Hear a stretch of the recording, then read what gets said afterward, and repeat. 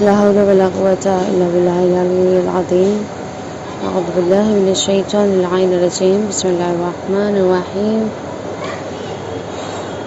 رب اشرح لي صدري ويسر لي أمري واحلل عقدة من لساني يفقهوا قولي.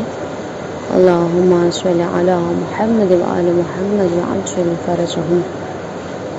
فأنا الاعتزال. السلام علیکم ورحمۃ اللہ. آج ماہ مبارک رمضان کی 24ویں تاریخ ہے اور آج کے دن کی دعا آئیے تلاوت کریں. بسم اللہ الرحمن الرحیم. اللہم انی اسألک فیہ ما یرضیک وأعوذ بک مما یعوذک وأسألک التوفیق فیہ لئن أطیعک ولا أعصیک یا جواد السائلین. خدایا میں تجھ سے اس ماہ میں اس چیز کا سوال کرتا ہوں جو تجھ کو پسند ہو، اور میں تیری پناہ چاہتا ہوں اس سے جو تجھ کو اذیت دے، اور میں تجھ سے سوال کرتا ہوں توفیق کا تاکہ میں تیری اطاعت کروں اور تیری معصیت نہ کروں. اے سوال کرنے والوں کو عطا کرنے والے. اس دعا میں جو اہم درخواست ہے پروردگار عالم کی بارگاہ میں بندے کی، وہ یہ کہ پہلے خوشنودی پروردگار کے اسباب کی ہے، خدا کو ناراض کرنے والی چیزوں سے پناہ کی، اطاعت و فرمانبرداری کی توفیق کی. یہ تین چیزوں کی درخواست خالق کائنات کی بارگاہ میں ہے، اس کی درگاہ میں ہے کہ بندہ اپنے معبود سے مانگ رہا ہے. پہلا فقرہ جو ہم لوگوں نے یہاں پر پڑھا کہ اللہم انی اسألک فیہ ما یرضیک، یہ رضائے الہی سے، مثلا رضائے الہی سے ہم نے بہت ہی ابتدا میں اس چیز پر جو ہے وہ بحث کی تھی، اور یہ چیز جانیں تھی کہ رضائے الہی کیا ہوتی ہے، اور اس کی شرح میں جو ہے بہت کچھ جو ہے وہ توضیح بھی دی تھی کہ حق تعالیٰ کی رضایت یعنی بندے مومن کا ہر حال میں اللہ سے راضی رہنا، یعنی وہ ہم اگر خوشحالی زندگی گزار رہے ہیں تب بھی اس سے کے سامنے رضایت مثلا خوش رہنا، راضی رہنا. اور دوسرا یہ کہ جب ہم پر مصیبت یا مصائب پڑ جائیں یا مشکلات میں ہم دوچار ہو جائیں تب بھی مثلا ہم خوشگوار رہیں اور راضی رہیں، یعنی ہر حال میں چاہے ہم حالات ہمارے اچھے ہوں یا ہمارے حالات برے ہوں تب بھی خدا کی رضا میں راضی رہنا ہے. یہ ہے رضایت پروردگار. رضا الہی کے امام باقر علیہ السلام کے روایتوں میں کیا ہے؟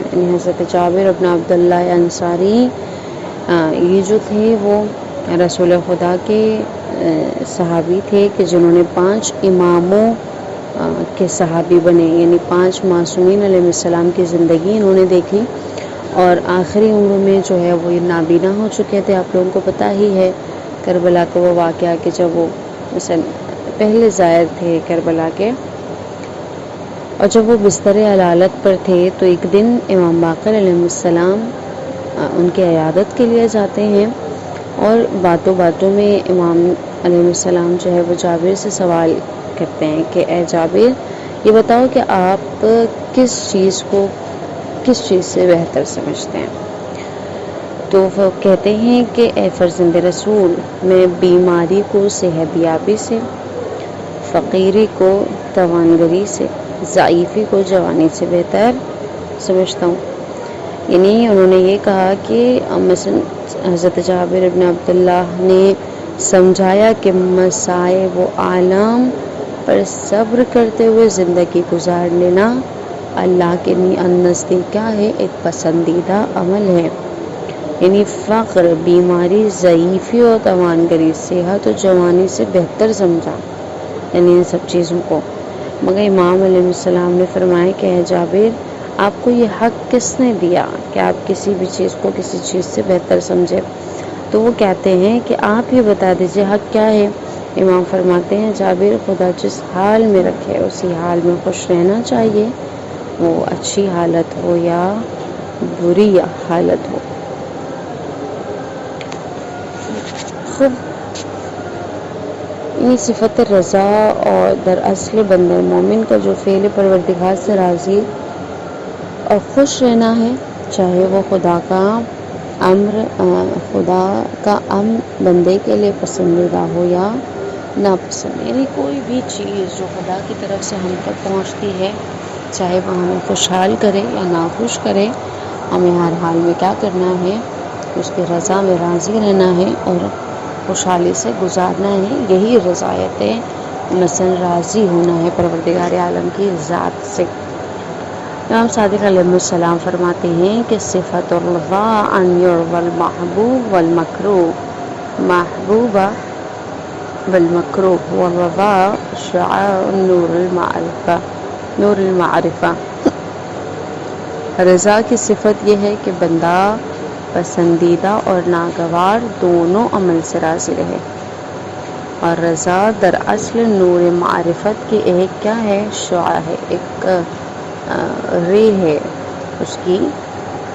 کہہ رہے ہیں کہ جو رضا کی صفت ہے دونوں عمل میں ہوتی ہے، یعنی یہ نہیں کہ صرف ہمیں ہماری من کی چیزیں حاصل ہو رہی ہیں تو ہم راضی ہیں، نہیں پروردگار تیرا شکریہ اور تو نے ہمیں یہ دیا اور وہ دیا، نہیں، جب ناخوشگوار موقع ہیں تب بھی کیا ہے، رضایت الہی رکھنا چاہیے، مثلا ہمیں راضی ہونا چاہیے، ہمیں اطمینان میں ہونا چاہیے، اور یہی معرفت کی کیا ہے، ایک ایسی جو ہے وہ کڑی ہے، ایک ایسی دھارے ہیں کہ ہر حال میں کیا کرے انسان، جب خوش ہوتا ہے تو اسے معرفت الہی جس کے اندر ہوتی ہے، جس کے اندر معرفت کی شعاع ہوتی ہے، وہی اس سے راضی و خوشحال رہتا ہے۔ رضا الہی کا ادراک، یعنی کیسے درک کریں رضا الہی کو، یعنی ہم کیسے جانیں، کیسے ہمیں اندازہ لگے گا خدا ہم سے راضی ہے یا نہیں۔ یہاں دیکھیں کہ اس مقام پر عرفا کہتے ہیں کہ اس سوال کے جواب کے لیے بندہ خود اپنے دل کی جانب جو ہے وہ رجوع کرے اور غور کرے کہ ہمارا دل اللہ کے ہر فیصلے سے راضی ہے کہ نہیں، یعنی اگر ہم اللہ کے ہر فیصلے سے راضی ہیں، ہمارا وجود رضا بقضائہ و تسلیم لامرہ کا مصداق ہو جاتا ہے، اور جب اس کا مصداق ہمارا دل ہو جاتا ہے تو سمجھو اللہ بھی ہم سے راضی ہے، یعنی جو کچھ اس نے ہمیں دیا ہے، جس طرح سے بھی ہماری اب تک کی زندگی ہے، ہم ہر پہلو کو دیکھیں اور یہ دیکھیں کہ خدا سے واقعاً ہم راضی ہیں۔ اگر ہم اس سے راضی ہوں گے تو خدا بھی ہم سے سمجھو راضی ہے۔ اگر ہم نے دیکھا کہ ہمارا دل کیا ہے، امر الہی سے راضی نہیں ہے، خوشحال نہیں ہے، بلکہ ہم یہ سوچتے ہیں کہ فلاں مالدار بنایا، مالدار فلاں کو کیوں کر دیا، وہ بندہ گناہ گار ہے، مجھے تنگ دست بنا دیا، مجھے فلاں نعمت نہیں ملی، مجھے فلانا گھر نہیں ملا یا گاڑی نہیں ملا، یا اس کی جیسی ہماری زندگی نہیں ہے، یا اس کی جیسے ہمارے اطراف میں رشتے نہیں ہیں۔ تو یہ ساری چیزیں جو ہیں وہ ایسی ہوتی ہیں کہ انسان جو ہے ناراضی ہونے کی دلیل دیتا ہے، ٹھیک ہے، یا یہ کہ فلاں کے پاس منصب ہے، ہمارے پاس منصب نہیں ہے۔ تو یہ سب سوالات، اور یہ مثلاً جو کیوں کہ جو سوالات ہیں، کیوں اس کے پاس ایسا ہے ہمارے پاس ایسا نہیں، کیوں اس کے پاس وہ چیزیں ہمارے پاس نہیں ہیں، یہ ساری چیزیں کیا ہے، خدا کے فیصلوں کے مقابل جو ہے وہ انسان جب مثلاً یہ کیوں جو ہوتا ہے کہ سوالیہ لفظ ہے جو، یعنی الہی مقدرات اور الہی فیصلوں کے مقابل نہ ہو، یعنی خدا نخواستہ ایسا نہ ہو تو پھر ہم سمجھو خدا بھی ہم سے راضی نہیں ہے، یہ اگر ہمارے اندر کیوں آ جائے تو وہ کیا ہے، یعنی ہمارا دل خدا سے راضی نہیں ہے، بس اللہ بھی ہم سے راضی نہیں ہے۔ رسول اکرم صلی اللہ علیہ وآلہ وسلم فرماتے ہیں کہ یا عباد اللہ انتم کالمرضى واللہ رب العالمین کالطبیب، اے اللہ کے بندو تم مریضوں کی طرح ہو اور اللہ تمہارے لیے، یعنی اللہ رب العالمین طبیب کی طرح ہے، یعنی جس طرح مریض کو کسی بھی چیز کی ضرورت ہے، یعنی کیا چیز اسے لاحق ہے، یہ چیز طبیب کو پتہ ہوتی ہے، مریض کو نہیں پتہ ہوتی ہے۔ اسی طرح سے خداوند عالم ہے کہ ہم مریض ہیں، وہ ہمارا طبیب ہے، یہ ہم نہیں فیصلہ کر سکتے ہیں کہ ہمارے لیے کون سا مال اچھا ہے اور کون سا نہیں، ہمارے لیے کون سا منصب اچھا ہے کون سا نہیں، ہمارے لیے کس طرح کی زندگی بہتر ہے اور کس طرح کی نہیں، بلکہ یہ ہمارا طبیب یعنی خالق کائنات یہ جانتا ہے، اور وہ اسی کے مطابق ہمیں عطا کرتا ہے کہ بندے کی ذمہ داری ہے اب اس کے بعد کہ خدا جس حالت میں ہمیں رکھے، ہمیں کیا ہے خوش و راضی رہنا چاہیے۔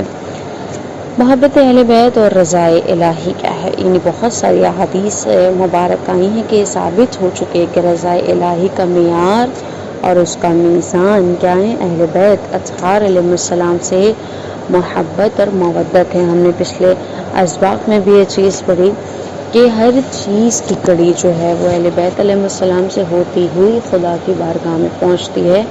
کوئی بھی عمل، کوئی بھی رضا، کوئی بھی خوشنودی، کوئی بھی چیزیں جو ہے وہ اہل بیت علیہ السلام سے جدا ہو کر ڈائریکٹ خدا تک نہیں پہنچتی ہے، ڈائریکٹ خدا تک کنیکٹ نہیں ہوتی ہے، بلکہ ہر جگہ پر ہمیں واسطہ درمیان میں جو ہے وہ چاہے ان کی محبت کا ہو، ان کی اطاعت کا ہو، ان کی پیروی کا ہو، وہ اہل بیت علیہ السلام کی ہوتی ہے۔ چنانچہ پیغمبر اکرم صلی اللہ علیہ وآلہ وسلم نے میدان غدیر میں یہ اعلان کیا تھا، اللہم والی من والا وعاد من عادا، پروردگار اسے دوست رکھ جو علی کو دوست رکھتا ہے، اور اسے دشمن رکھ جو علی سے دشمنی کرے۔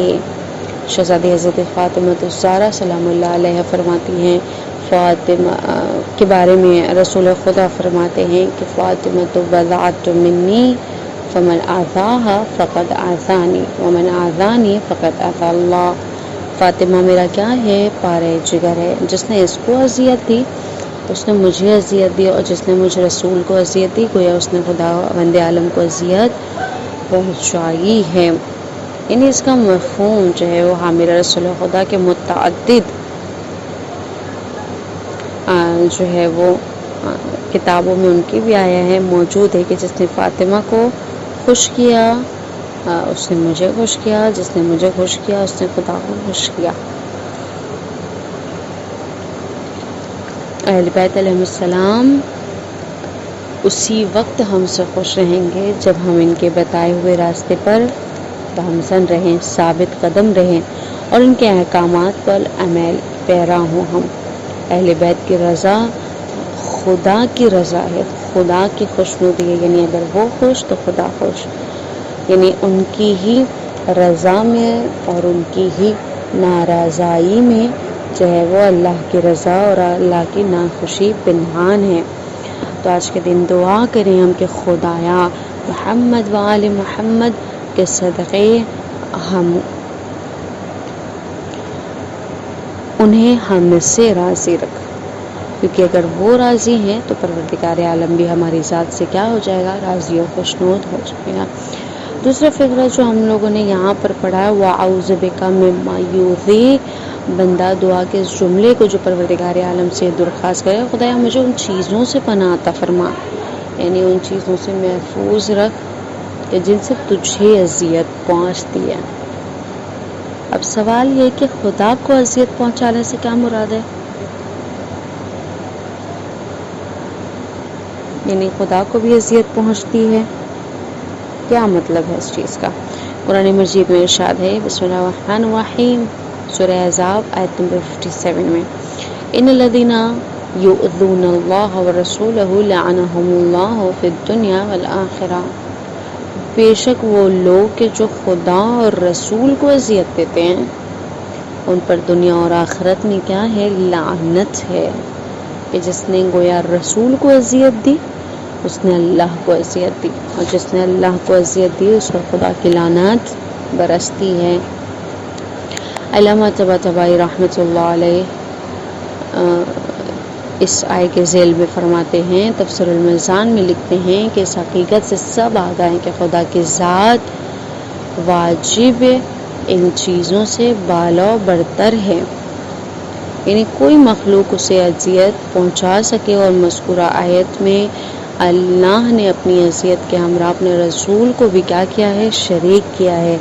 گویا اس نے بات کی جانب، یعنی کوئی بھی خدا کو اذیت نہیں پہنچا سکتا ہے، ٹھیک ہے نا؟ یعنی اپنی ذات کے ساتھ اللہ نے جو رسول کو شامل حال کیا، اس چیز کی طرف اشارہ دیتا ہے کہ جس نے رسول کو اذیت پہنچائی ہے اس نے گویا مجھے اذیت پہنچائی ہے، یعنی خدا کی اذیت بھی کیا ہے؟ انہیں لوگوں میں شامل ہے۔ حضرت علی علیہ السلام رسول خدا سے روایت فرماتے ہیں کہ پیغمبر نے اپنے ہاتھ میں ایک تار منہ یعنی بال کو لے کر مجھ سے کہا، فرمایا یا علی من اذا شعرۃ منک فقد اذانی ومن اذانی فقد اذى اللہ ومن اذى اللہ فعلیہ لعنۃ اللہ۔ یا علی، جس نے تمہیں بال برابر بھی اذیت پہنچائی اس نے مجھے اذیت دی، اور جس نے مجھے اذیت دی ہے گویا اس نے خدا کو اذیت پہنچائی، اور جس نے خدا کو اذیت دی اس پر اللہ کی لعنت ہے۔ یعنی خلاصہ کلام یہ کہ اہل بیت علیہ السلام کی اذیتیں رسول کی اذیتیں، اور رسول کی اذیت خدا نے صریح آپ نے دیکھا کہ آیت میں ہے کہ جس نے رسول کو اذیت پہنچائی اس نے مجھے اذیت پہنچائی ہے، کیونکہ ذات پروردگار کیا ہے؟ ہم اس کی ذات کو اذیت نہیں پہنچا سکتے کیونکہ اس کے اندر کوئی متاثر اور تبدیل ہونے والی چیز نہیں ہے، لہٰذا اذیت و تکلیف پہنچانے سے مراد اس کے محبوب بندے کو اذیت اور تکلیف پہنچانا ہے۔ اور یہی دعا ہے، آج کے دن دعا کریں کہ پروردگارہ ہمیں ان چیزوں سے دور اور محفوظ رکھ جس سے خدا ناراض ہوتا ہے۔ تیسرا فقرہ جو ہمارا یہاں پر ہے،